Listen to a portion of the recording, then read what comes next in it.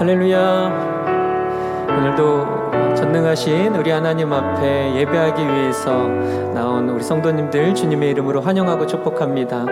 오늘도 하나님께서 간절히 찾는 자를 만나주시는 귀하고 복된 예배의 시간 될 줄 믿습니다. 우리 시간 그 하나님을 기대하는 마음으로 우리 다 같이 자리에서 일어나셔서 우리 찬송가 8장 주님 앞에 찬양하며 나아가겠습니다.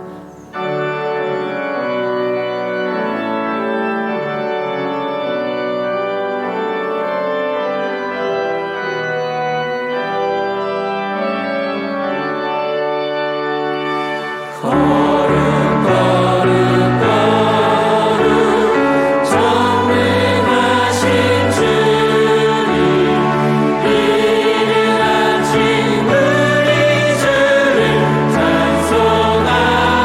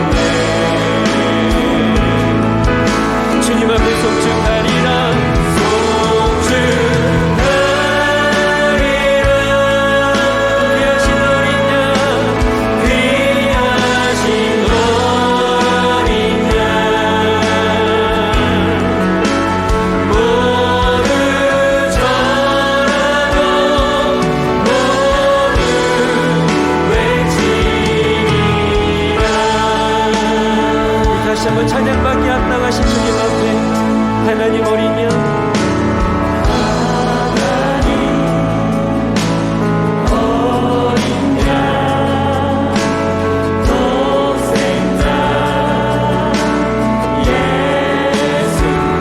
죽으신 주님 날 위해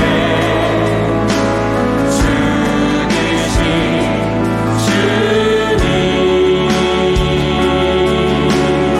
주님의 은혜를 찬양합니다. 그 보혈이 나의 죄를 정결케 하네.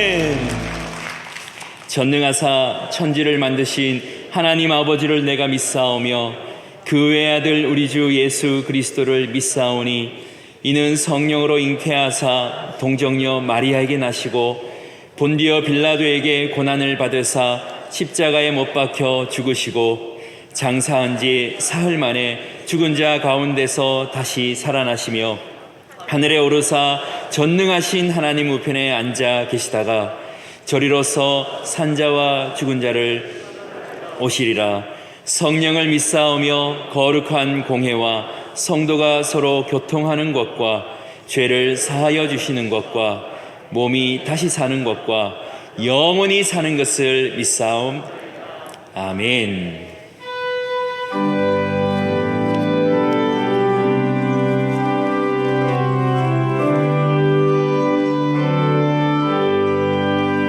나의 발길 가라도록 예수 인도하시니 내 주 안에 있는 긍휼 어찌 의심하리요. 믿음으로 사는 자는 하늘 위로 받겠네.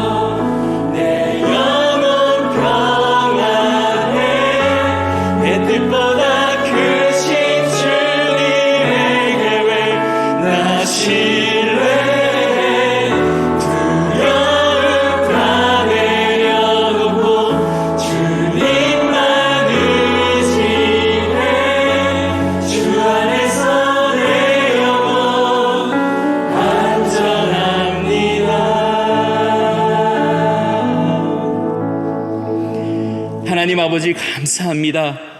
주 안에서 나의 영혼이 안전함을 고백합니다. 오늘 그 하나님 앞에 기대와 기쁨으로 함께 모여 예배드릴 수 있게 하시니 감사합니다. 예수님의 보혈에 의지하여 은혜의 보좌 앞으로 나올 수 있게 하시니 감사합니다. 오늘 하나님을 만나는 자마다 광채가 회복되게 하시고 영육이 치유함을 받고 하나님의 이름이 높아지는 역사가 있게 하여 주시옵소서. 이 시간 하나님 아버지 품 안에서 하나님께 영광을 돌리며 기쁨과 환희가 넘치는 시간 될 수 있도록 인도하여 주시옵소서. 하나님과 우리 사이를 가로막고 있는 죄의 문제가 있다면 주여 용서하여 주시기를 원합니다. 모든 악한 행실과 마음의 탐심과 중독과 게으름과 알게 지은 죄 모르게 지은 죄 주님 앞에 고백하는 자들마다 죄사함을 통하여 십자가의 능력을 경험하는 이 시간 되게 하여 주시옵소서. 하나님, 온 열방을 위해 기도합니다. 열국이 하나님의 공의와 정의가 강같이 흐르는 세상 되기를 소망하는 가운데 있습니다. 열국의 부르짖음을 들으시사 고통당하는 열방을 치유하여 주시옵소서. 백성을 다스리는 모든 위정자들이 하나님을 경외하고 사람들을 존중히 여기게 하시고 백성들에게도 은혜를 베푸사 살 힘과 소망을 주셔서 아픔 가운데 고통 가운데 있는 열국이 치유되게 하여 주시옵소서. 열방에 흩어져 사역하는 모든 선교사님들 한 분 한 분에게 지혜와 능력을 주시어 있는 곳에서 예수님의 위로와 치유가 백성들을 살리는 역사로 이어지게 하여 주시옵소서. 대한민국과 한국교회를 축복하여 주시기를 원합니다. 수많은 역경과 고난 가운데에서도 하나님이 보내신 선교사님들의 땀과 순교자들의 피로 한국교회는 세워졌음을 고백합니다. 이로 인해 주님께서 대한민국을 제사장 나라 선교한국으로 선택해 주셨음을 고백합니다. 우리 기성세대가 하나님의 최고의 선물인 이 거룩한 교회를 다음 세대에게 유산으로 잘 물려줄 수 있도록 은혜를 더하여 주시옵소서. 다음 세대에게 축복이 되는 건강한 교회들이 잘 세워질 수 있도록 우리 기성세대와 지금의 교회들이 깨어 기도하며 다시금 부흥을 경험하게 하여 주시옵소서. 주님, 이 땅의 연약한 분들을 돌보아 주시기를 원합니다. 경제적, 정신적, 영적, 육체적 연약함으로 고통받는 자들을 위로하여 주시옵소서. 여호와 이레에 채우시는 하나님, 여호와 라파에 치료하시는 하나님, 이 모양 저 모양 당하는 환난 가운데서도 소망을 잃지 않고 눈을 들어 주를 보도록 힘을 더하여 주시옵소서. 고통 가운데 부르짖는 소리를 들으시고 우리를 기억하여 주시옵소서. 오늘도 주의 말씀 앞에 섭니다. 우리의 마음의 문을 활짝 열고 하나님의 음성 듣기를 기대합니다. 어떤 말씀이라도 순종하기 위하여 듣겠습니다. 말씀하시는 우리 사랑하는 담임 목사님을 통해 하나님의 놀라운 역사가 일어나게 하여 주시고 성령 충만함을 주하여 주셔서 하나님의 말씀이 온전히 대언되는 시간 되게 하여 주시옵소서. 정성껏 준비한 찬양 하나님 기쁘게 받아주시고 우리 모두의 간증이요 신앙 고백 되게 하여 주시옵소서. 시종을 주님께 온전히 의탁드리며 예수님의 이름으로 기도합니다. 아멘.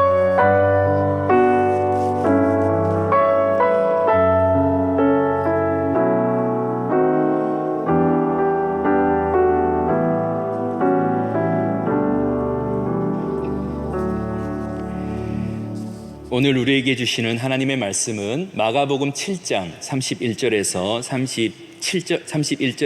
37절까지 말씀입니다. 신약 성경 65면에 있습니다. 마가복음 7장 31절에서 37절까지 말씀을 봉독하겠습니다.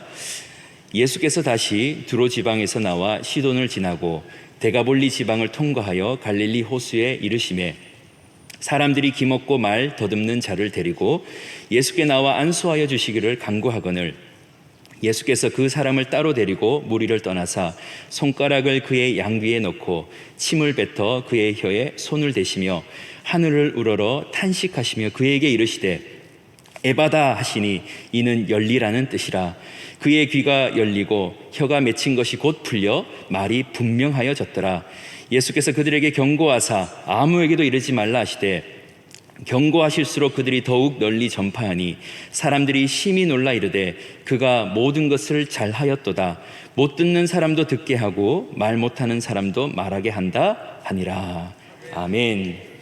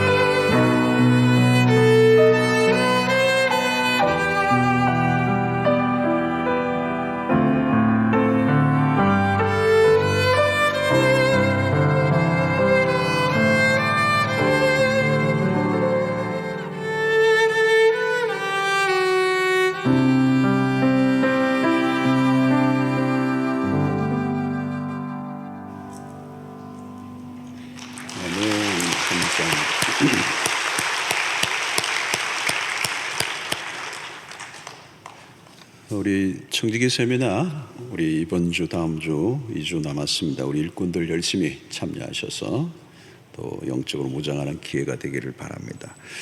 우리 온라인 양육학교 추가 오픈 강좌 있습니다. 어디에서든지 온라인으로 들을 수 있습니다.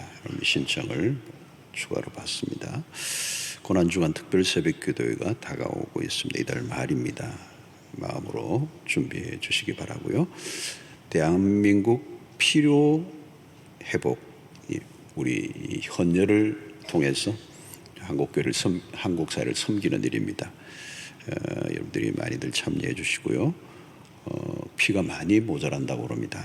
우리 교회들이 지금까지도 많이, 저희 교회가 작년 말부터 우리 청년들도 많이 참여하고 800명 이상 그렇게 참여했습니다. 여러분들 많이들 계속 참여해 주셔서 또 이 사회를 또 섬길 수 있는 기회가 되기를 바라겠습니다.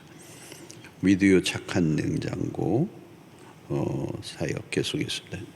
현관의 그 로비에 보면 냉장고가 큰 게 있습니다. 이렇게 우리 이웃들 이렇게 반찬으로 섬기는 사역입니다. 어려운 이웃들 위해서 여러분들 많이들 동참해 주시기 바랍니다. 자, 오늘 3부에 새로 오신 가족을 소개하겠습니다. 우리 여러분들이 오늘 3부에 처음 오셨는데요. 한번 그 자리에서 일어나시면 저희들이 환영하도록 하겠습니다. 한번 그 자리에서 오늘 또 참 많이 우리 3부에 오셨습니다. 귀한 분들 또 귀한 발걸음 하셨는데 저희들이 잘 섬기도록 하겠습니다. 잘 오셨습니다. 박수로 뜨겁게 환영하겠습니다. 네, 감사합니다. 네, 앉으시기 바랍니다. 자, 우리 앞뒤 좌우로 인사 나누겠습니다. 오늘 또 주 안에서 행복한 하루 되시기 바랍니다.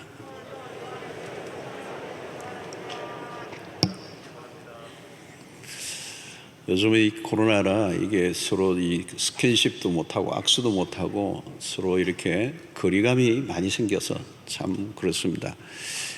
이 마스크 쓰고 있으니까 상대편의 얼굴 표정도 못 읽고 말이죠. 또 인사도 못하는데 그래도 주먹질은 요즘 많이 할 수 있더라고요. 이렇게 주먹으로 터치하고 이 터치가 있어야 되는데 요즘 터치가 없어서 참 아쉬움이 있습니다. 제가 이제 가끔 뭐 산부 때나 이후에 예배 입구에서 우리 성도분들하고 인사를 나누는데 처음에는 이렇게 주먹으로 이렇게 하기도 하다가 요즘은 주먹을 가지고 오시는 분에게만 제가 이렇게 하고 내가 일부러 이렇게 가는 것도 요즘 거리일 수도 있겠다는 생각이 들어서 참 모든 게 조심스러워지는 세상을 우리가 살고 있습니다. 이제 곧 백신을 또 맞기 시작하고 또 그러면 좋은 날이 곧 오지 않겠나 그렇게 생각을 합니다. 우리는 지난 시간에 수로보니게 여인의 치유를 살펴보았는데요. 그게 핵심은 뭐냐면 인종의 경계선을 예수님이 뛰어넘으셨다는 겁니다. 이건 유대인의 관점에서 보면 엄청난 일입니다. 인종의 장벽을 넘는 게 어려워요. 복음은 경계선을 다 뛰어넘는 것입니다. 우리가 살다 보면 경계선이 다 있습니다. 우리 한국도 이 사이 안에 남북의 경계선, 동서의 경계선, 빈부의 경계선, 사회적 많은 경계, 남녀의 경계선이 있습니다. 뛰어넘는 거 어렵습니다. 경계선 안에 서서 다 살아가죠. 이 복음, 예수 그리스도가 이 수로보니게 여인을 치유하시는 것은 그 선을 뛰어넘는 것입니다. 어떤 한계선도 없이 뛰어넘는 모습. 자, 오늘의 본문은 이 지리적 경계를 넘어선 사건입니다. 여러 지명들이 나오죠. 오늘 보면 두로, 시돈, 데카폴리라고 하는 이 데카폴리스죠. 10개의 도시 그런 의미를 갖고 있는 데카폴리스. 딱 이방의 지명들이 나옵니다. 예수님의 활동의 영역이 점점 넓어져 가고 있습니다. 또 갈릴리로 오늘은 돌아오시자마자 예수님이 기다리고 있는 사람들이 있는데 기가 먹고 말을 더듬는 자를 사람들이 예수님에게로 데리고 왔습니다.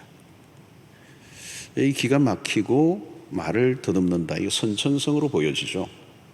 의학적으로는 불가능한 상태의 사람이죠. 사실 이걸 듣고 말하는 것은 중대한 문제입니다. 이 소통의 문제이기 때문에 오늘같이 인터넷이 있으면 모르지만 또 현대 과학의 도구들이 많이 있는데 그 시대 2000년 고대 사회에서 들리지 않고 말을 못한다는 것은 아주 최악의 상황이고 사회적 격리가 된 상태의 삶이죠. 그렇기 때문에 다른 사람들이 도움을 입어서 예수님에게로 왔습니다. 자, 오늘 본문에서 치유 과정을 통하여 예수님이 보여주신 모습에서 몇 가지 교훈을 우리가 얻을 수 있는데요. 34절을 보면 하늘을 우러러 탄식하시며 그에게 이르시되 에바다 하시니 이는 열리라는 뜻이라 그랬습니다. 여러분, 첫 번째 예수님의 모습이 뭐냐? 하늘을 우러러 보셨다는 겁니다. 여러분, 하늘을 우러러 보셨다는 말의 의미가 뭘까요? 하늘은 어디입니까? 하늘은 하나님의 보좌, 그죠? 하나님의 주권을 상징하는 것입니다. 그래서 하나님이 하늘에 거하시고 그리고 그 하늘에서 다스리신다라는 그런 영역의 의미가 하늘입니다. 예수님이 하늘을 우러러 보셨다는 것은 하늘의 아버지와 어떤 일을 행하시기 전에 하나님 아버지와 교감이 먼저 일어난다는 거죠. 하늘을 바라보셨다. 하늘을 의지하시는 예수님의 모습이에요. 하나님의 아버지에게 의존하는 모습. 예수님은 아무리 바쁘셔도 하늘을 향하여 얼굴을 드셨습니다. 왜냐하면 모든 것은 하늘로부터 시작된다는 것을 아셨기 때문에. 하늘을 우러러 본다는 것은 기도를 의미합니다. 그래서 예수님의 기본적인 사역은 언제나 기도였습니다. 언제나 아무리 바쁘셔도 기도하는 일을 우선해 두었습니다. 하늘을 바라보신 것이죠. 기도란 무엇입니까, 여러분? 하늘 문을 여는 것입니다. 하나님에게 모든 것이 달려 있다면 하늘을 먼저 바라보는 일은 매우 자연스러운 일. 성도 여러분, 우리는 어디를 열심히 보고 있습니까? 하루의 일과 중에 하늘을 바라보고 계십니까? 우리는 생각보다 하늘을 바라보기보다 땅을 열심히 바라볼 때가 많아요. 바쁠수록 하늘을 외면하고 삽니다. 현실에 급급해하죠. 하나님을 잘 찾지 않습니다. 여러분, 하나님을 잘 찾지 않으면 어떻게 될까요? 그때부터 삶이 꼬이기 시작하는 것입니다. 바쁠수록 우리는 하늘을 바라보고 하나님을 찾아야 될 줄로 믿습니다. 자, 여러분 가만히 보십시오. 하늘의 시선을 두지 않으면 우리의 삶은 언제부턴가 공허해지기 시작합니다. 이스라엘 백성들이 광야를 지날 때 하나님이 만나를 내려주셨습니다. 어디로부터 만나가 내려왔습니까? 하늘로부터 내려왔습니다. 하늘이 열리면서 만나가 내려왔어요. 사실 여러분 꼭 그렇게 하셔야 합니까? 땅을 조금만 파도 만나가 나올 수도 있게 하지 않을까요? 기본적으로 우리가 생각하는 것은 먹을 것은 땅에서 나온다고 생각하잖아요. 땅을 파면 나오는. 근데 하나님은 그 광야에서 땅에서 나오게 하지 않고 하늘을 열어 만나를 내려주셨어요. 그 이유가 뭘까? 그 이유가 많이 있겠지만 우리는 알 길이 없지만 분명한 것은 이스라엘 백성들이 하늘을 바라보도록, 하늘을 의지하도록, 하나님에게 의존된 백성, 그것을 의미하는 것이 아닐까요? 여러분, 오늘 예수님의 매우 중요한 우리의 삶의 모습의 첫 번째 이 사람을 치유하기 전에 하늘을 먼저 바라보셨다는 것. 여러분, 어려운 일을 맞이할수록 우리는 하늘을 바라보아야 합니다. 하나님의 얼굴을 구해야 합니다. 땅이 아니라 하늘이라는 거죠. 삶이 힘들수록 하늘을 우러러 바라보는 시간이 많아져야 돼요. 기도 시간을 늘려야 합니다. 하늘에 모든 게 달려 있어요. 모든 게 하늘에서부터 시작이 되고 하늘로 끝을 맺는, 하나님으로부터 시작되고 하나님으로부터 마무리되는. 여러분, 땅의 문제는 땅이 풀 수가 없습니다. 땅의 문제는 하늘이 푸는 거예요. 그 하늘이 의미는 뭘까요? 하나님의 주권과 하나님의 통치가 임하는 것. 하늘이 열리면 땅의 문제는 풀리게 되어 있습니다. 저는 여러분들의 삶 속에 하늘이 열리는 역사가 있게 되기를 축원합니다. 자, 하늘을 우러러 보신 다음에 예수님이 하신 행동을 그 다음에 보십시오. 단식하시다. 그래서 단식하신다. 예수님은 하늘만 바라보신 게 아니고 땅의 현실을 바라보셨다는 것. 이 균형이죠. 하늘에 하나님의 지존하신 하나님이 하늘에만 계신 분으로 계시지 않고 땅 아래 현실을 직시하셨다는 것. 여러분, 예수님은 하늘에서 땅으로 내려오셨어요. 세상으로 오신 이유는 뭘까요? 땅의 문제를 해결하기 위하여. 예수님은 인간의 삶의 문제에 깊이 개입하십니다. 인간이 겪는 애환 안으로 깊이 들어오셨어요. 왜 탄식하셨습니까? 이 탄식은 아픈 마음의 표현입니다. 주님은 땅의 아픔을 알고 계셨어요. 여러분, 우리가 복음서에서 놓치지 말아야 될 매우 중요한 모습은 뭐냐면 주님은 영혼 없는 무덤덤한 치유자가 아니에요. 단순히 전능하신 분으로 능력을 하나 턱 베푸신 분이 아니라는 겁니다. 세상의 현실을 바라보시며 아파하시는 모습을 보여주셨어요. 망가진 세상에 대한 긍휼의 마음이에요, 이게. 여러분, 나사로가 죽었을 때 예수님이 어떻게 하셨습니까? 나사로가 죽어서 무덤에 갇혀 있습니다. 근데 예수님이 그 무덤 앞에서 눈물을 흘리시는 거예요. 찬송가 가사에도 여러분 그거 있죠? 주님도 때로는 울기도 하셨네. 인간 예수. 그 고통 속에 있는 가족들, 그 나사로의 죽음으로 인해 고통하는 그 가족들과 함께 아픔을 겪으시며 눈물을 흘리시는 거예요. 주님은 지금 듣지도 못하고 말을 듣없는 사람을 바라보시며 단식하십니다. 본래 여러분, 인간이 하나님 앞에 지음을 받았을 때는 창세기에 하나님이 보시기에 좋았더라요. 얼마나 아름답고 멋지고 완전하게 지음을 받았습니다. 인간이 겪는 모든 고통은 타락한 이후에 찾아온 것들이죠. 예수님의 탄식은 지금 앞에 있는 이 사람만의 문제가 아니라 죄로 인하여 인류 전체가 겪고 있는 고통에 대한 탄식. 여러분, 오늘날도 자세히 바라보세요. 세상은 고통의 바다입니다. 고해라 그러죠. 고해. 고통의 바다예요. 죄로 인하여 망가진 세상이 얼마나 끔찍한가. 여러분, 깊이 들여다보면 우리의 마음에 상함이 와요. 깊은 탄식이 나와요. 겉으로는 잘 보이지 않을 수도 있습니다. 어떤 가정도 보면 다복해 보이고 문제가 없어 보이고 너무 행복해 보이는 것 같은데 가까이 들어가 보면 아픈 가족사들이요 막 쏟아져 나와요. 웃는 얼굴 뒤에는 짙은 그림자가 드리워져 있습니다. 세상의 민낯을 정확하게 들여다보면 탄식이 절로 나온다는 거예요. 예수님의 탄식은 어디에서 나온 것일까요? 긍휼에서 나온 것입니다. 긍휼의 마음이 없으면 탄식할 이유가 없습니다. 그냥 맞게 하면 되는 겁니다. 여러분, 긍휼은 하나님의 성품입니다. 우리는 치료 자체보다 주님의 긍휼에 초점을 맞춰야 합니다. 치유는 긍휼의 한 일면일 뿐이에요. 긍휼을 행하시는 모습을 보면서 우리는 하나님의 성품을 만나게 됩니다.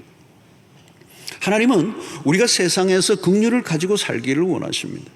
그래서 신자가 세상을 바라보아야 할 기본적인 마음의 태도는 뭐냐? 긍휼이라고 하는 것입니다. 여러분, 세상 안으로 들어가 보면 막 비난으로 가득 차 있어. 뭐 누군가 실수를 하면 막 돌팔매질을 하려고 준비를 하고 사는 것 같아요. 자비가 없어요. 죽이려고 해요. 연약한 사람을 향한 긍휼의 마음보다는 정죄하기에 바빠요. 이게 누구예요? 바리새인들의 모습이에요. 주님은 팔복에서 5장 7절에 마태복음 5장 7절에서 이렇게 말씀합니다. 긍휼히 여기는 자는 복이 있나니 그들이 긍휼히 여김을 받을 것이며 그랬어. 여러분, 정말 복 있는 사람이 누구냐? 긍휼히 여기는 사람이라는 거예요. 그 긍휼이 다른 사람을 향하여 긍휼히 여기는 자가 언젠가 하나님 앞에서 긍휼히 여김을 받는 날이 온다는 거예요. 여러분, 신앙생활을 하면 할수록 우리의 마음이 따뜻해져야 돼요. 냉혹해지면 안 돼요. 여러분, 우리가 지하철을 타고 올라갈 때 구걸하는 사람에게 돈을 줬어. 근데 또 내려가는데 또 한 사람이 있어. 줘야 되나 말아야 되나. 올라갈 때 줬는데 근데 받는 사람은 올라갈 때 그 사람하고 내려갈 때 그 사람 다른 사람이란 말이죠. 근데 주려고 하는데 옆에 사람이 야, 저 배우의 조직이 있대. 다른 사람이 다 가져가. 그럴 수도 있겠죠. 그러나 여러분, 우리가 잊지 말아야 할 것은, 잃어버리지 말아야 할 것은 우리 안에 있는 긍휼의 마음이에요. 여러분, 세상이 얼마나 병들었는가를 우리가 보여줍니다. 병든 세상을 바라보면 우리가 가져야 될 기본적인 태도는 탄식이에요. 탄식. 죄로 망가진 자들의 삶을 보면 먼저 정죄와 비난이 나가는가, 아니면 불쌍한 마음이 내 안에 먼저 드는 가. 요즘은 우리가 이혼이라는 주제도 사실 교회 안에서 다루기도 만만치 않은 주제예요. 이혼한 가정이 너무 많거든요. 그런데 이전에는 교회 안에서 이 이혼한 분들에 대한 따가운 시선이 많았어. 이혼에 대한 정죄가 일반적이었어요. 그래서 깨어진 가정의 아픔을 이해하려고 하고 그들의 고통을 끌어안아주고자 하는 마음이 부족했어요. 그래서 정말 가정의 아픔을 겪고 힘든데 교회 와서도 또 다른 상처를 받는 거. 갈 곳이 없어. 우리 대부분의 율법적 교회는 판단하고 정죄하기 바쁘기 때문에. 여러분, 긍휼이 없는 세상은 잔인해져요. 탕자의 비유에서 우리가 뭘 봅니까? 큰 아들은 정말 모범생입니다. 부족함이 없이 정말 아버지 곁에서 열심히 일을 하고 착한 아들이에요. 그런데 여러분, 성경은 그 큰 아들의 결정적인 결함을 뭘 얘기합니까? 돌아온 동생에 대한 자비가 없어. 긍휼의 마음이 없어.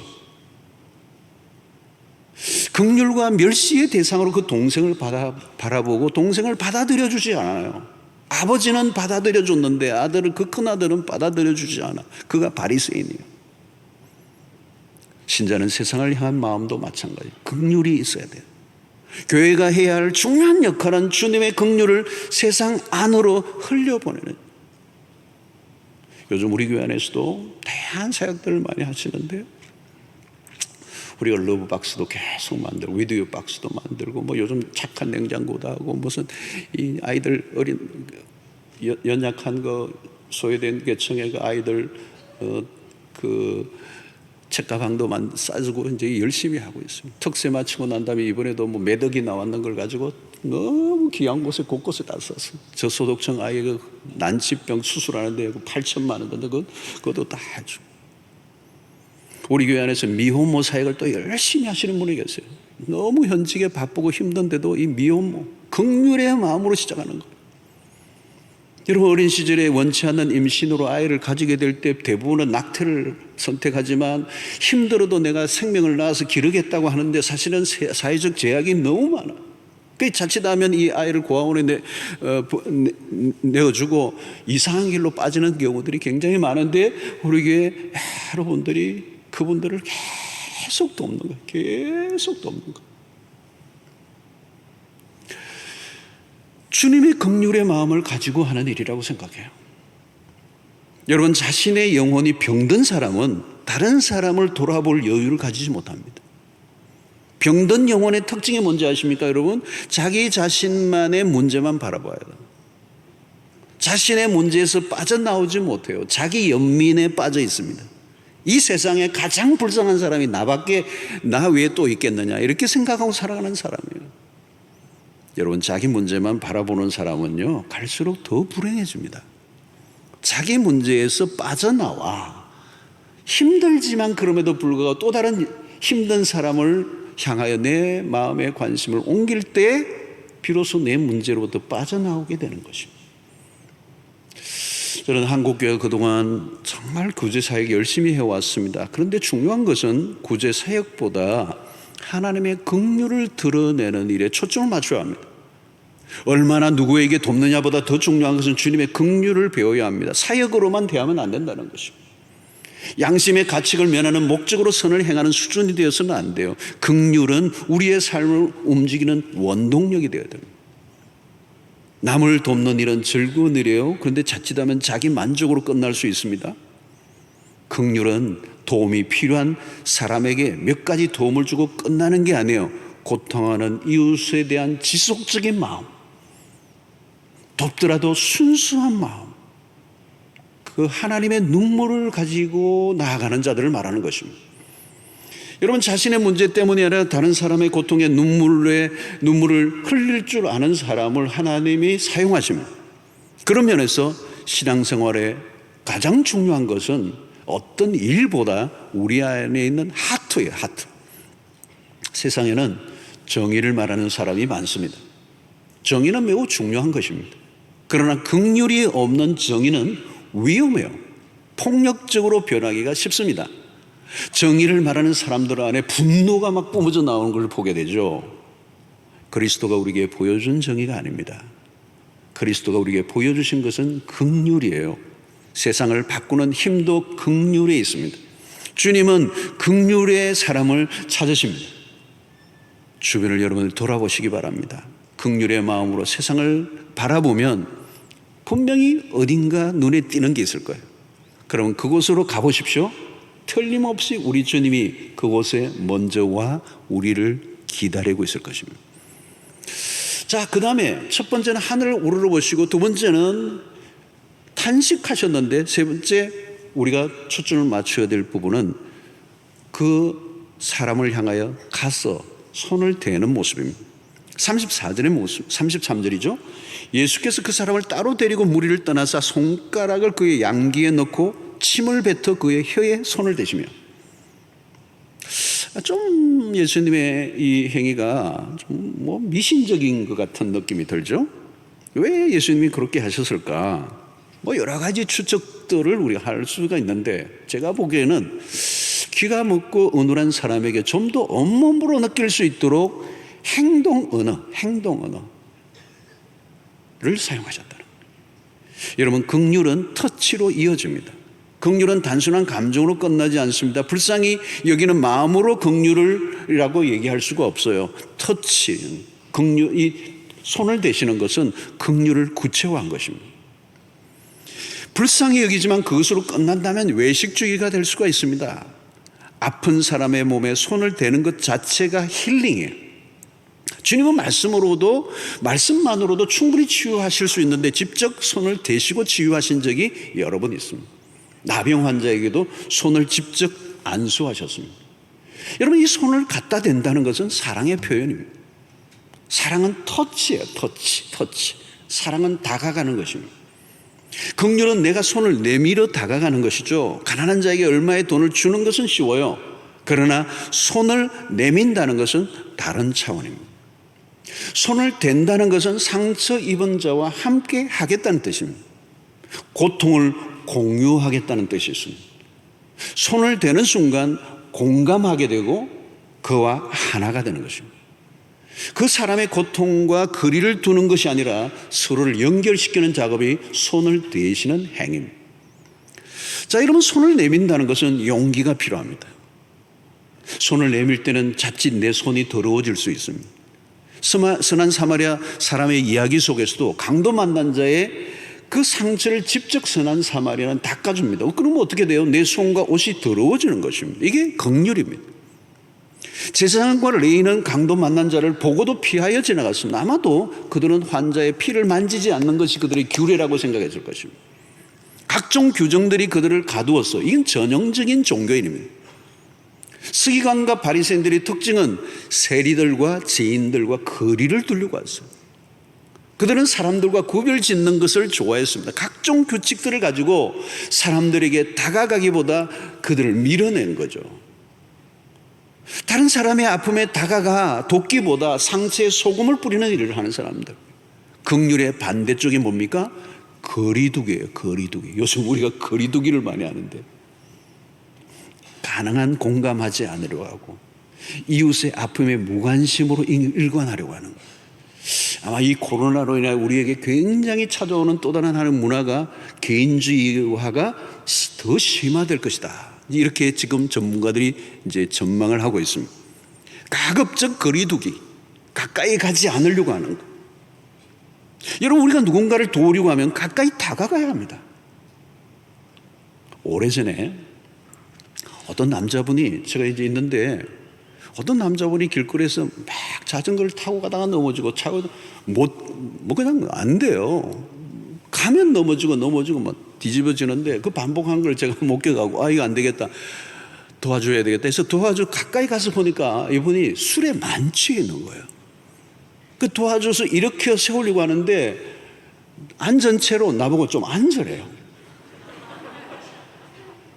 그 앉았더니 막 얘기를 주저리 늘어놓는데 알고 보니 이분이 그날 교도소에서 출소하신 분이에요.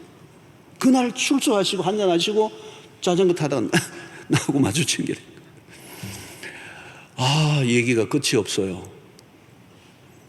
그래서 제가 일어나려고 했더니 그 우악스러운 손으로 저를 꽉 잡는 거예요.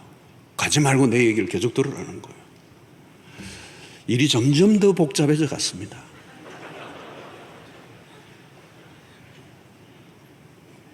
상처 입은 사람에게 가까이 다가가 돕는 일이 얼마나 어려운가를 알았어요.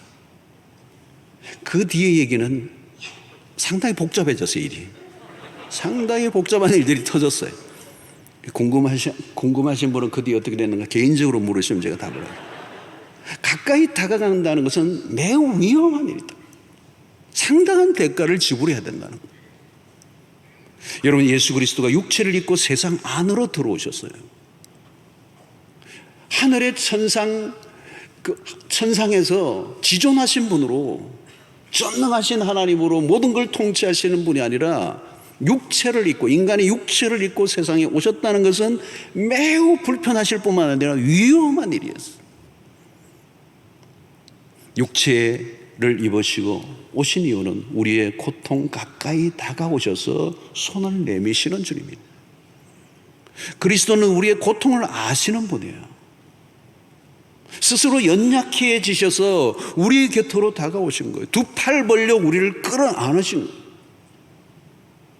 여러분, 우리가 주님으로부터 배워야 하는 모습입니다. 세상의 고통 안으로 가까이 다가가는 것. 만약 우리가 그것을 놓치면 우리에게 뭐가 남아요? 차가운 교리밖에 남는 게 없어요. 냉혹한 종교인으로 전락하게 되는 겁니다. 현대판 바리새인들이 되는 겁니다. 우리가 이 하트를 잃어버리면 현대판 바리새인들이 되는 거예요. 여러분, 우리가 가까이 다가갈 영역들이 너무 많습니다. 코로나19로 고통하는 이웃들이 더 많아졌습니다. 아파하는 이웃을 향해 다가가 손을 한번 내밀어 보십시오. 우리 교회가 지금 다양하게 실천하려고 애를 쓰고 있습니다. 그런데 이것은 어떤 행사나 캠페인이 아니고 일시적으로 우리가 어떤 프로젝트로 하는 게 아니고 우리의 삶이어야 돼요. 그냥 긍휼의 마음을 가지고 사는 것입니다. 그래서 그 긍휼의 마음이 나를 어떤 대로 어떤 곳으로인가 이끄는 대로 내가 반응해 가는 것. 그건 주님의 마음이, 주님이 주신 마음이니까. 우리가 세상을 향해 가져야 될 기본적인 태도가 있다. 우리가 그동안 전도도 열심히 하고 구제도 열심히 하고 봉사도 열심히 했는데 뭔가 부족함이 있었어요. 어떤 때는 막 그냥 주기도 열심히 줬는데 전도하려고 하는 어떤 목적, 중요하지만 그보다 더 선행되는 것은 우리 주님이 우리에게 주셨던 세상에 대한 긍휼의 마음을 품고 우리의 사랑이 필요한 곳에 가서 그냥 순수하게 섬기고 사랑을 베풀어야 되는데 긍휼 없이 우리가 했던 것들이 부메랑이 되어서 들어올 때가 많아요. 선한 일을 하고도 욕을 먹는 일들이 많아요. 여러분, 긍휼이 빠지면 우리가 하는 일들은요 그냥 구제 사업이에요. 그냥 행사예요. 그리고 우리의 감동으로 끝나버리는 거예요. 긍휼이 빠져버리면 자화자찬이 되고 자기 의로운 일 될 수 있어요. 저는 감사하게도 우리 교회 성도들 가운데 너무너무 이런 마음을 가지고 계신 분들이 많아서 정말 감동이 돼요. 얼마 전에도 정말 노숙하시는 분인데 늘 떠돌아다니시는 분, 늘 마음이 왔는데 어떤 분이 그분을 위해서 그냥 집을 그냥 전세 내고 자기 돈으로 다 목욕시키고 새 옷 입혀드리고 모든 치아까지 다 새로 그냥 털리까지 해서 새로운 삶을 살도록 돕는 분들을 보면서 완전하게 회복시키는 작업을 보면서 그게 무슨 행사로 되겠습니까? 무슨 프로젝트로 되는 것입니까? 캠페인으로 되는 것입니까? 주님이 그 마음을 주시니까 그게 반응하고 살아. 여러분, 이것이 바로 주님의 마음이에요. 자, 주님은 듣지 못하고 말을 더듬는 사람을 향해 에바다, 이게 아람어를 사용하셨어요. 에바다, 열려라, be opened. 어떤 일이 일어났죠? 35절에 그의 귀가 열리고 혀가 맺힌 것이 곧 풀려 말이 분명하여졌더라. 귀가 열리고 혀가 풀렸어요. 하나님의 은혜가 임할 때 일어난 현상입니다. 닫힌 것이 열리는 은혜. 여러분, 그리스도가 열린 하늘로부터 내려오신 것이죠. 그리스도는 죄로 인하여 닫힌 인간의 삶을 열어주시는 분이에요. 마침내 귀와 입이 열려버렸습니다. 하늘에서 풀면 땅에서 열리는 역사가 일어난 것입니다. 여러분, 이 열고 푸는 거는요 하나님이 하시는 겁니다. 우리가 여는 게 아니에요. 하나님이 열어주셔야 되는 것입니다. 세상의 모든 문제의 근원은 하늘 문이 닫힘으로 시작됐어요. 그런데 하나님의 이 하늘 문이 어떻게 닫혔습니까? 죄 때문에. 그래서 그리스도가 오심으로 하늘이 새롭게 열린 거예요. 그리스도는 하늘과 땅을 잇는 일을 하셨습니다. 하나님의 은혜가 임하면 닫힌 것이 열리게 되는 것입니다. 그리스도는 꼬인 것을 푸는 역사를 일으키십니다. 하늘이 열려야 닫힌 것이 열리는 역사가 일어나는 거죠. 너무도 아름다운 광경이 오늘 일어나는데 이것이 바로 회복의 모습이고 치유의 모습이에요. 주님의 치유를 통하여 먼저 뭐가 열렸어요? 기가 열렸다는, 기가 열렸다는. 기가 열리니까 혀가 풀리는 거죠. 여러분, 이것은 신체적인 것만을 말하지 않습니다. 여러분, 성경에 예수님이 치유하시는 사건은 다 상징성이 있습니다. 귀가 열리는 거, 입이 열리는 거, 때로는 눈이 열리는 거 다 상징적이 있습니다. 영적인 의미가 있습니다. 여러분, 우리가 주님에게로 나와서 얻어야 될 큰 은혜가 뭡니까? 귀가 열리는 것입니다. 귀가 있었는데 왜 귀가 열린다는 게 뭘까요, 여러분? 우리는 이제는 진리의 귀가 닫혀 있었어요. 진리를 들을 귀가 아니에요. 여러분, 진리를 듣지 못하는 귀는 이미 기능을 잃어버린 것입니다. 복음의 좋은 소식이 아무리 있으면 뭐합니까? 들을 귀가 있어야죠. 귀가 열려야 은혜의 말씀이 밀고 들어오는 거 아니겠습니까? 귀가 닫혀 있으면 들려지고 있어도 의미가 없어요. 귀가 열려야 마음이 열리고, 마음이 열려야 믿음이 생기는 거죠. 로마서 10장 17절의 말씀이죠. 유명한 말씀이잖아요, 여러분. 그러므로 믿음은 어디에서요? 들음에서 나며. 안 들으면요, 믿음이 생길 수가 없어요. 들음은 그리스도의 말씀으로 말미암았느니라. 여러분, 듣는 일이 얼마나 중요한지 모릅니다. 듣는 귀가 복 있는 거예요. 복음서에서나 계시록을 통해 주님은 귀 있는 자는 들으라, 귀 있는 자는 성령이 교회들에게 하시는 말씀을 들으라. 연속적으로 말씀하셔서 예수님이 하신 말씀입니다. 들어야 할 것을 듣지 못하면 그건 귀가 아니에요, 여러분. 복음을 듣고 말씀을 듣고 깨달아야 정상적인 귀라는 겁니다. 가장 심각한 것은 말씀을 들을 귀가 없는 것. 여러분, 현대사회는 소음으로 가득 차 있습니다. 소음이에요. 온통 소음이에요. 별 소리들이 다 있어요. 들어야 할 소리보다 듣지 않아도 될 소리들로 넘쳐나고 있습니다. 복된 귀는 어떤 귀인가? 진리에 반응하는 귀입니다. 듣는다는 것 중요합니다, 여러분. 닫힌 귀가 열리는 게 축복 중에 축복입니다. 하나님은 지금도 계속 우리에게 말씀하셔요. 듣지 못하면 무슨 일이 우리에게 일어나는지 모릅니다. 구약의 예언자들이 심판의 메시지를 계속 전하는데도 백성들이 듣지 못할 때 재앙이 황급하게 임한 것이죠. 듣지 못하니까 불순종할 수밖에 없는 것입니다. 여러분, 우리가 듣고 앉아 있다고 다 듣는 거 아닙니다. 같이 들었는데 어떤 사람은 못 들어요. 어떤 사람은 아예 듣지를 못해요. 여러분, 집에 가셔서 부부가 말씀 오늘 들은 거 가지고 한번 나눠보세요. 어떤 분은 그런 말씀도 있었나 그래요. 왜 그런 일이 일어납니까, 여러분? 자기 내면의 소리가 너무 강하면요, 하나님의 말씀 못 들어요. 자기 해석을 합니다. 여러분, 욕망이 강한 사람, 자기가 듣고 싶은 것만 곤두세우고 있는 거죠. 그게 안 들리면 안 들리는 겁니다. 여러분, 자기 세계에 갇혀 있는 것이죠. 내가 듣고 싶은 것이 아니라 하나님이 말씀하시는 것을 들으려고 하는 것. 하나님의 말씀을 들을 때마다 여러분들 기도하셔야 됩니다. 하나님, 내 안에 편견을 제거해 주시고 고정관념을 깨뜨려 주시고 내 안에 있는 어떤 잘못된 왜곡된 생각을 제거해 주시고 하나님의 말씀 그대로 들을 수 있는 은혜를 허락하여 주십시오. 여러분, 영적으로 병든 상태에 있는 사람들은 그게 안 되는 겁니다. 굴곡이 되는 거죠. 왜곡이 되어서 들리는 겁니다.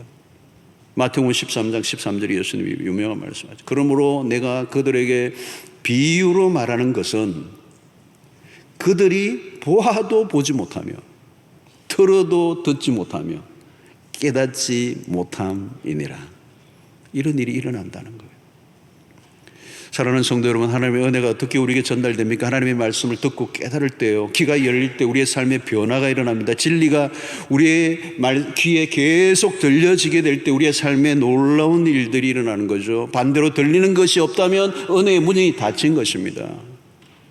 사랑하는 성도 여러분, 여러분들의 귀에 하나님의 음성이 들리도록 날마다 기도하셔야 돼요. 얼마 전에는 제가 건강검진을 한번 하는데 청력 검사를 하더라고요. 다양한 뭐 소리가 있는데 그때 내가 눌렀는데 검사 결과가 나오는데 소음성 난청 증세가 좀 있다 그래요. 이게 뭐냐 그러니까 시끄러운 소리를 많이 듣고 이렇게 소음에 시달리다 보면 이 난청 증세가 있다는 거예요. 난 뭐에 시끄러운 일에 시달렸는지 모르겠는데,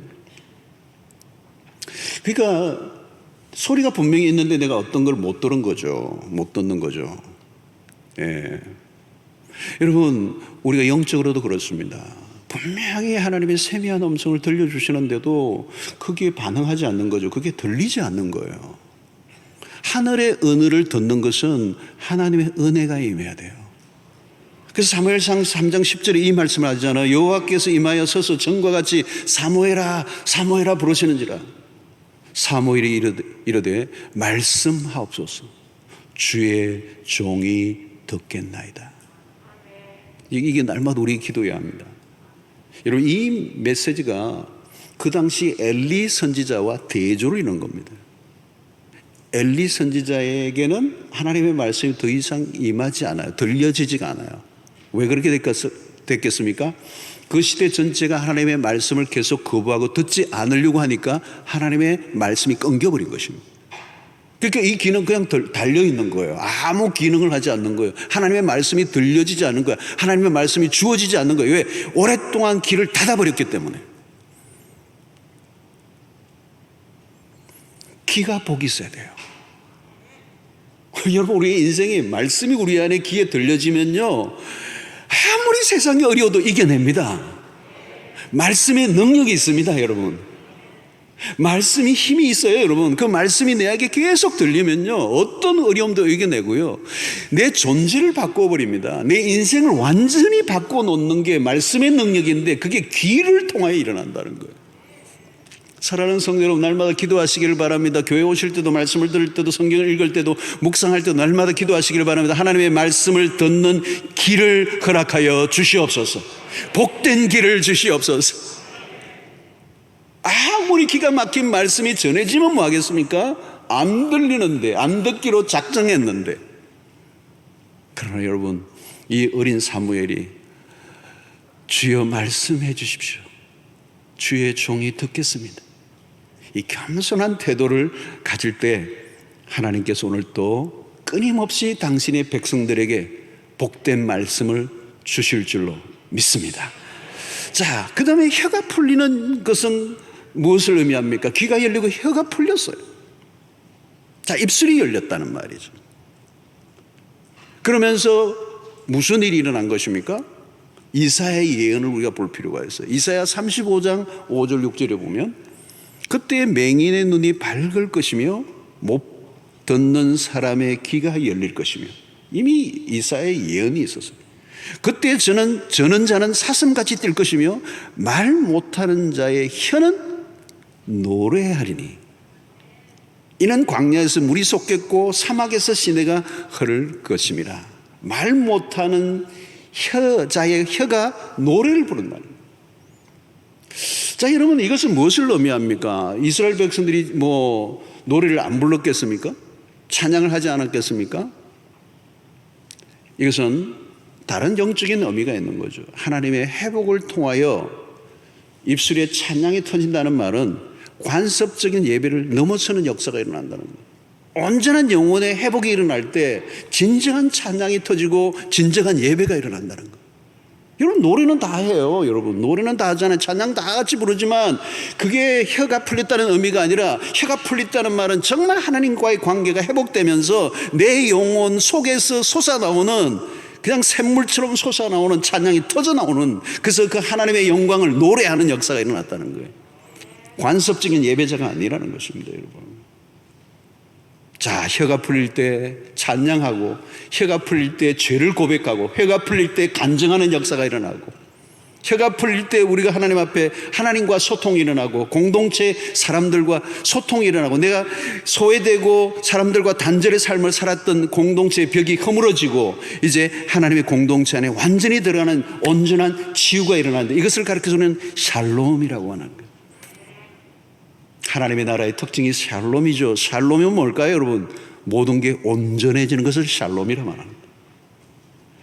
듣지 못하고 말하지 못했던 이 모든 것이 정상적이지 않았던 게 정상화되고, 삐뚤어진 게 바르게 되고, 모든 망가진 게 회복될 때 샬롬이 일어나는 거. 이게 하나님의 나라가 지금 이곳에 임한 것입니다. 사랑하는 성도 여러분, 예수님의 치유는 단순히 육체적인 회복을 말하지 않아요. 세상이 얼마나 병들고 비틀어져 있는가를 전제하고 있습니다. 고통하는 세상. 아마 여러분들의 삶 가운데서 다친 것들이 있다면 이 아침에 활짝 열리는 역사가 있게 되기를 축원합니다. 어디가 닫혀 있는 것은 아닌가 살펴보세요. 눈이 닫혀 있는지, 귀가 닫혀 있는지, 혀가 막혀 있는지, 그 막히고 닫힌 것이 뚫려져야 돼요. 뿐만 아니라 오늘 주변에 영적으로 묶여 있는 자들, 그들에게 우리는 그들을 주님께로 이끌어 주어야 합니다. 오늘 이 사람을 다른 사람이 데리고 왔어요. 자기 스스로 나올 수 없기 때문에. 오늘 여러분 이 세상을 바라보며 특별히 정말 이 세상이 얼마나 병들어 있는가를 요즘 날마다 느끼고 있습니다. 기괴한 일들이 너무 많이 일어나요. 코로나 팬데믹으로 세상이 얼마나 더 망가져가고 있는가를 우리는 보고 있고, 고통하고 신음하는 세상의 소리를 우리는 들어야 돼요. 이때 우리가 가져야 될 것은 주님이 가지셨던 그 긍휼의 마음이에요. 아파야 돼요. 그리고 누군가에게 다가가야 돼요. 그리고 손을 내미십시오. 오늘 우리 주변에 예수가 필요한, 주님이 필요한 사람들이 너무 많습니다. 주님을 만나면 치료가 일어나고, 변화가 일어나고, 저주가 끝이 나고, 샬롬이 임하는 것을 우리는 알기 때문에 그리스도를 증거하고 그리스도의 사랑을 전하는 일에 힘쓰는 여러분들 되시길 바라고, 주님이 우리를 통하여 뭔가 이 시대에 일하시기를 원하시는데 우리의 마음의 하트, 그 주님의 심장, 그 주님의 마음을 우리에게 주셔서 구체적으로 우리의 삶 속에 실천하며 살 수 있도록, 여러분 그 일이 내가 사는 길이에요. 이미 하나님이 나에게 은혜를 주시고 이미 충분히 우리를 치료하신 그 하나님의 은혜를 우리 세상 가운데 나누는 여러분들이 되시기를 주의 이름으로 축원합니다. 하나님 아버지, 오늘 또 우리에게 주신 말씀으로 인하여 감사합니다. 망가진 세상을 바라보며 우리 안에 주님이 가지셨던 그 긍휼의 마음을 갖게 하여 주시고, 구체적으로 고통하는 이웃을 그리스도에게로 인도하는 저희들 되게 하여 주시옵시고, 우리에게 하늘문을 여시고 우리의 삶의 모든 닫힌 것을 열어주셨던 그 하나님의 은혜가 우리에게뿐만 아니라 우리 이웃들에게도 흘러갈 수 있도록 우리를 사용하여 주시옵소서. 우리 교회를 사용하여 주시옵소서. 예수님의 이름으로 기도하옵나이다. 아멘.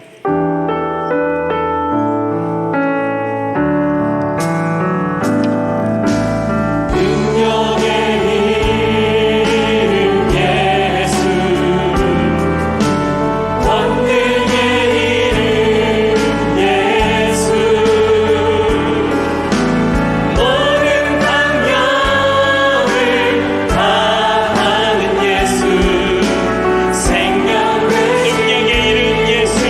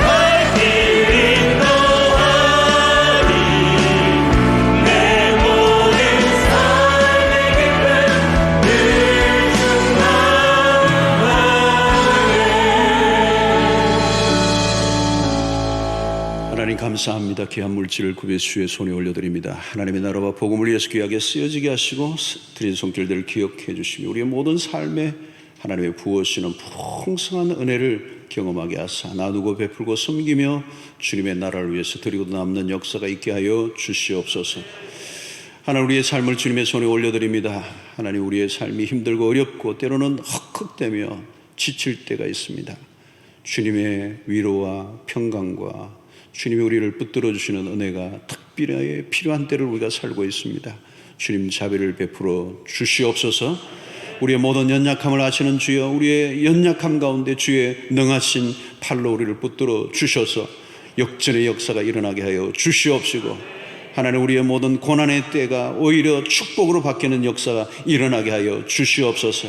광야의 길을 내셨던 것처럼 우리가 갈 바를 알지 못할 때라도 주님이 앞서서 길을 여셔서 우리의 가는 길이 형통케 하여 주시옵소서. 몸과 마음이 지쳐있는 백성들, 상한 백성들 하나님 기억하여 주시기를 원합니다. 모든 만병의 의사가 되신 우리 주님께서 한번 어루만져 주시면 나을 줄로 믿사오니 치료의 광선을 발하여 주시옵소서. 육체를 온전케 하여 주시옵소서.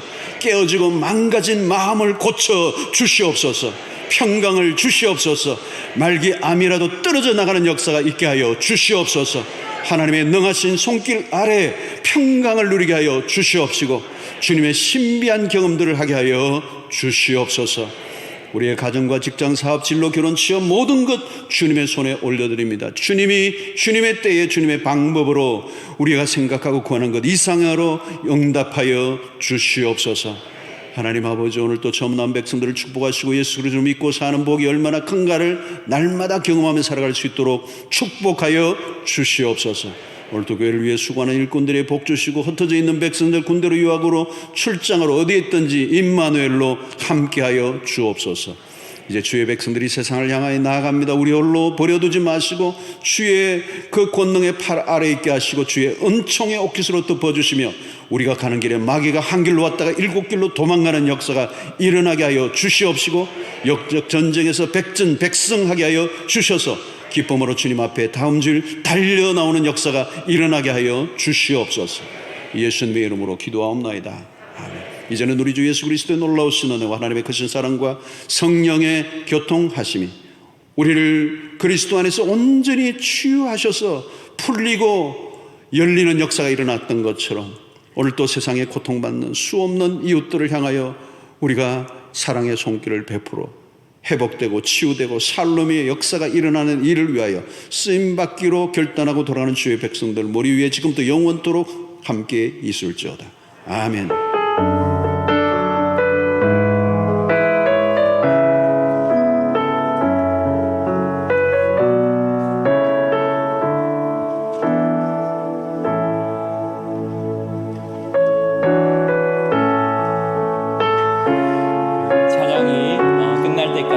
자리에서 편안하게 기도하실 분들은 기도하셔도 좋겠습니다. 여러분의 삶을 응원합니다.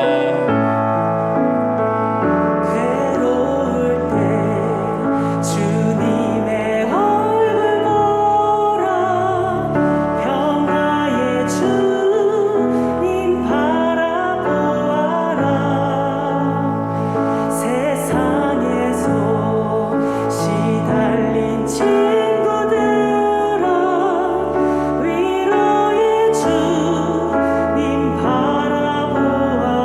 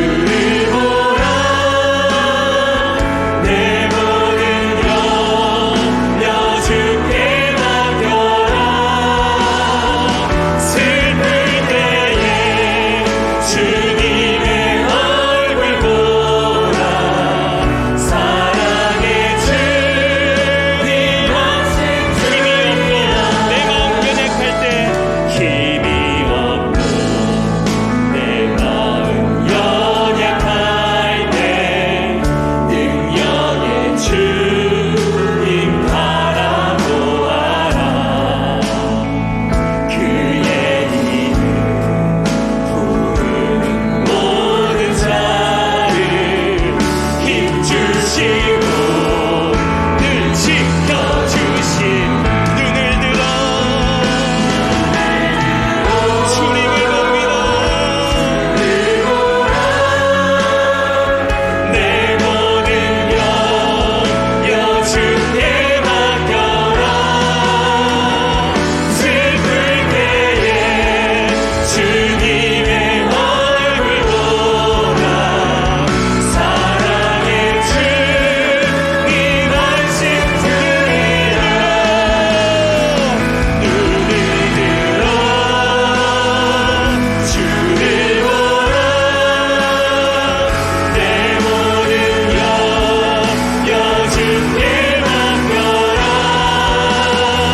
슬플 때에 주님의 얼굴 보라. 사랑의 주님 말씀 들으라. 눈을 들어 주를 보라. 내 모든 염려 주께 맡겨라. 슬플 때에 주님의 얼굴 보라. 사랑의 주님 말씀 들으라. 눈을 들어 주를 보라. 내 모든 염려 주께 맡겨라. 슬플 때에 주님의 얼굴 보라. 사랑의 주님 말씀